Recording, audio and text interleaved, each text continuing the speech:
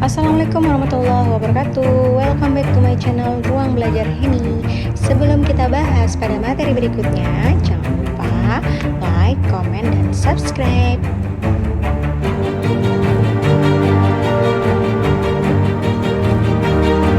Materi yang akan kita bahas pada pertemuan kita kali ini adalah Role of Evaluator. Di dalamnya terdapat beberapa pembahasan. Yang pertama adalah apa saja peran dari seorang evaluator. Kemudian yang kedua, apa kompetensi dan hasil kinerja yang terkait dengan peran tersebut. Dan yang ketiga, pendekatan umum apa saja yang dapat membantu dalam mengevaluasi intervensi peningkatan kinerja. Nah, seorang evaluator itu ya disebut sebagai seseorang yang menilai dampak intervensi dan juga melakukan tindak lanjut pada perubahan yang dilakukan. Kemudian tindakan yang diambil dan juga hasil yang dicapai untuk memberikan peserta dan pemangku kepentingan sebuah informasi ya tentang seberapa baik intervensi yang sedang dilaksanakan.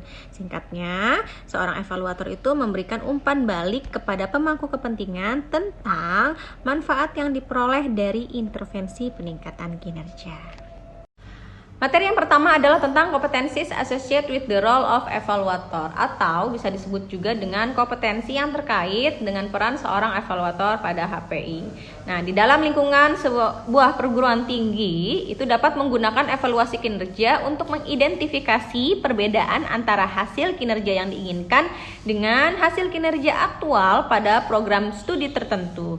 Contohnya, nah, seorang evaluator dapat membandingkan hasil ujian sekelompok mahasiswa ya atau penilaian lainnya dengan standar nasional ataupun internasional untuk mengidentifikasi kesenjangan kinerja yang ada. Kemudian setelah diidentifikasi kesenjangan tersebut, evaluator dapat membuat rekomendasi untuk intervensi HPI yang tepat seperti pengembangan kurikulum atau perubahan sebuah metode pembelajaran. Kemudian yang kedua adalah standard setting skill. Contoh di dalam perguruan tinggi ini misalnya adalah seorang evaluator dapat menetapkan sebuah standar kinerja untuk memastikan bahwa program studi memenuhi persyaratan akademik dan mempersiapkan mahasiswanya dengan keterampilan yang diperlukan untuk sukses di dunia kerja. Contoh, seorang evaluator dapat menetapkan standar kinerja untuk tingkat kelulusan keterampilan yang diperoleh dan juga persentase lulusan yang mendapatkan pekerjaan di bidang terkait. Kompetensi yang ketiga adalah ability to assess impact on culture.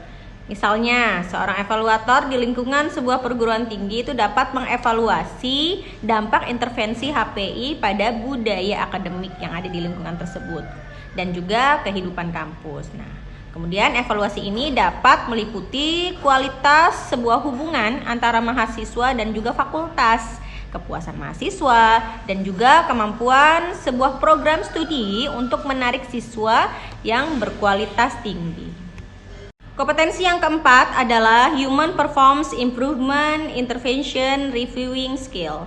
Misalnya, evaluator di lingkungan sebuah perguruan tinggi dapat mengevaluasi efektivitas intervensi HPI seperti program pelatihan atau pengembangan. Nah, kemudian evaluator dapat menggunakan data kinerja untuk umpan balik dari karyawan untuk mengevaluasi keberhasilan intervensi dan menentukan apakah intervensi tersebut perlu disesuaikan atau ditingkatkan.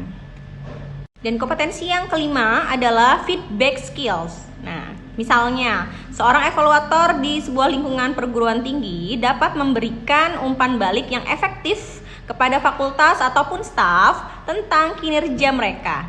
Nah, kemudian evaluator dapat menggunakan data kinerja atau umpan balik dari siswa atau staf dan juga fakultas untuk memberikan umpan balik yang konstruktif tentang kekuatan dan juga kelemahan dari kinerja itu sendiri serta memberikan rekomendasi untuk perbaikan yang diperlukan. Materi berikutnya adalah tentang pendekatan apa saja yang dapat mengevaluasi intervensi perbaikan kinerja. Yang pertama adalah evaluating perform improvement intervention at the reaction level.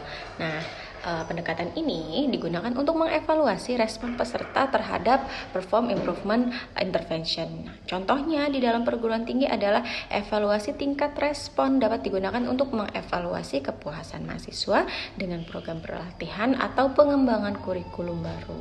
Nah, kemudian evaluasi ini juga dapat dilakukan untuk melakukan survei ya kepuasan mahasiswa yang menanyakan tentang tingkat kepuasan mahasiswa terhadap program atau keterkaitan program dengan tugas-tugas mereka sebagai seorang mahasiswa.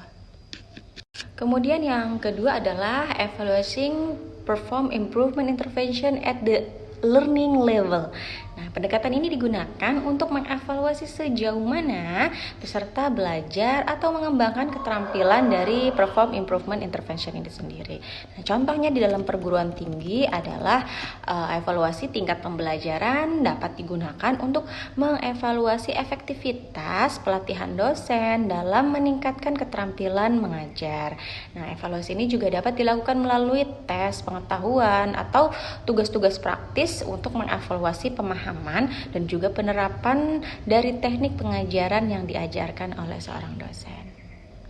Kemudian yang ketiga adalah evaluating perform improvement intervention at the behavior level.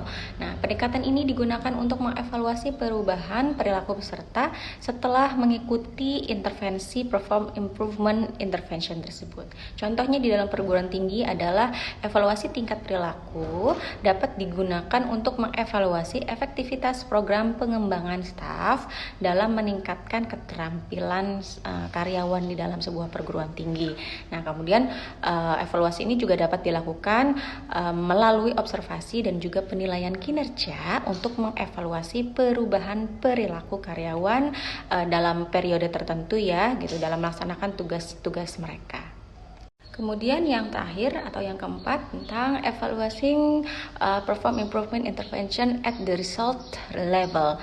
Nah, pendekatan ini digunakan untuk mengevaluasi dampak intervensi perform improvement intervention tersebut pada kinerja sebuah organisasi secara keseluruhan. Nah, contohnya misalkan di dalam perguruan tinggi evaluasi tingkat ini ya dapat digunakan untuk mengevaluasi efektivitas sebuah program pengembangan profesional di dalam sebuah perguruan tinggi dalam meningkatkan kinerja baik itu prodi, fakultas, dan juga peningkatan reputasi sebuah universitas. Nah, kemudian evaluasi ini juga dapat dilakukan melalui pengukuran produktivitas dan juga analisis data kinerja untuk mengevaluasi dampak dari sebuah program yang sudah dilaksanakan pada kinerja organisasi secara keseluruhan. Oke, kita masuk pada materi yang terakhir yaitu bagaimana peran seorang evaluator itu dapat diberlakukan. Nah, di sini ada 19 langkah yang bisa teman-teman lihat yang merupakan rangkaian dari kegiatan dalam proses perubahan atau perbaikan yang biasa digunakan dalam manajemen organisasi atau manajemen perubahan. Nah, kemudian dalam evaluasi tersebut ya berbagai tingkat dari ke-19 ini dapat dilakukan secara terpisah ataupun bisa saja digabungkan tergantung pada tujuan evaluasi yang ingin dicapai dan juga aspek yang ingin dievaluasi. Dan penting juga untuk mempertimbangkan konteks dan tujuan intervensi serta keterkaitannya dengan strategi dan juga visi sebuah organisasi. Ke-19 langkah yang pertama adalah find individuals who want to change or improve. Jadi kita itu harus menemukan dulu nih individu atau seseorang ataupun kelompok yang ingin melakukan sebuah perubahan atau perbaikan. Kemudian yang kedua, clarify the scope of the change effort. Jadi setelahnya ya melakukan atau mengklarifikasi lingkup atau cakupan perubahan atau perbaikan yang akan dilakukan. Dan yang ketiga, conduct background research on the setting. Nah, langkah ketiga ini melakukan sebuah penelitian latar belakang yang mengenai situasi atau kondisi yang akan diubah. Nah, kemudian yang keempat adalah collect information from stakeholder. Nah, langkah yang keempat ini mengumpulkan informasi dari para pemangku kepentingan ataupun stakeholder seperti mahasiswa, dosen, staf administrasi, dan lain-lain. Kemudian langkah yang kelima adalah feedback the information to stakeholder. Nah, langkah yang kelima ini memberikan sebuah umpan balik atau feedback kepada stakeholder mengenai informasi apa saja yang telah didapatkan atau dikumpulkan. Kemudian yang keenam, use feedback to energize change. Nah, langkah ini memberikan umpan balik, ya, menggunakan umpan balik dari stakeholder tersebut untuk membangkitkan semangat atau energi baru dalam melakukan perubahan ataupun perbaikan.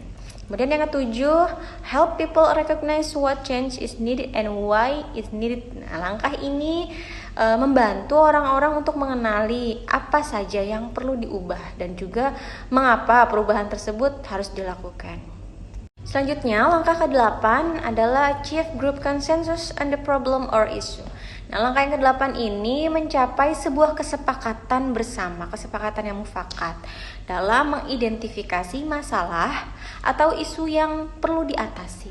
Nah, kemudian yang ke-9, help people identify how to solve the problem. Nah, langkah ke-9 ini membantu orang-orang untuk mengidentifikasi cara atau solusi apa saja yang dapat dilakukan dalam menyelesaikan masalah atau isu-isu yang telah diidentifikasi. Kemudian yang ke-10 adalah achieve group consensus on intervention. Nah, langkah ini mencapai kesepakatan bersama dalam memilih intervensi atau tindakan yang akan dilakukan untuk memperbaiki sistem yang ada. Langkah selanjutnya adalah langkah ke-11, yaitu establish change objective. Langkah ini menetapkan sebuah tujuan perubahan yang jelas dan juga terukur. Kemudian yang ke-12 adalah help people identify implementation strategy. Langkah ini membantu orang-orang untuk mengidentifikasi strategi atau rencana implementasi untuk mencapai tujuan perubahan yang telah ditetapkan. Kemudian yang ke-13 adalah feed result of step 12 to group and establish change proposal. Nah, langkah yang ke-13 ini adalah memberikan umpan balik atau feedback kepada kelompok mengenai hasil dari langkah sebelumnya yaitu langkah ke-12 dan juga menetapkan proposal perubahan yang akan dilakukan. Langkah yang ke-14 adalah present the proposal. Nah, langkah ini adalah mempresentasikan proposal perubahan kepada para pemangku kepentingan. Kalau di perguruan tinggi itu berarti kan contohnya seperti dosen, staf administrasi, atau para petinggi lainnya ya, seperti dekan dan lainnya, untuk mendapatkan persetujuan dan juga dukungan. Kemudian yang ke-15 adalah secure approval for the proposal and launch the intervention. Nah, yang langkah ke-15 ini adalah memperoleh sebuah persetujuan dari para pemangku kepentingan untuk meluncurkan intervensi atau tindakan yang telah ditetapkan. Kemudian yang ke-16 adalah implement and monitor result. Langkah ini mengimplementasikan intervensi atau tindakan yang telah diluncurkan dan untuk memantau hasilnya secara berkala. Kemudian langkah ke-17 adalah provide continuing feedback. Nah, langkah ini memberikan umpan balik atau feedback yang berkelanjutan kepada para pemangku kepentingan mengenai hasil dari intervensi atau tindakan yang telah dilakukan. Yang ke-18 adalah complete the intervention. Nah, langkah ini menyelesaikan intervensi atau tindakan yang telah dilakukan dan juga menetapkan hasil akhir dari perubahan yang telah dilakukan. Dan langkah yang terakhir adalah evaluate result against objective and report result to key stakeholder. Nah, langkah ini adalah mengevaluasi hasil akhir dari perubahan yang telah dilakukan dengan tujuan yang telah ditetapkan dan juga melaporkan hasilnya kepada para pemangku kepentingan. Demikianlah penjelasan tentang ke-19 langkah yang dapat dilakukan oleh seorang evaluator untuk melakukan sebuah perubahan atau perbaikan. Nah, tentunya dalam implementasinya tentu harus disesuaikan dengan kondisi ataupun keadaan sebuah organisasi atau kelompok tertentu. Bisa saja diubah ataupun bisa saja juga tidak dilakukan sesuai dengan kebutuhan yang ada di lapangan, seperti itu. Selesai sudah penjelasan pada materi kita kali ini, yaitu tentang the role of evaluator. Mudah-mudahan bermanfaat untuk kita semua. Jangan lupa tetap saksikan Ruang Belajar Heni dengan materi-materi berikutnya. Mudah-mudahan bermanfaat. Terima kasih. Wabillahi taufiq wal hidayah. Wassalamualaikum warahmatullahi wabarakatuh.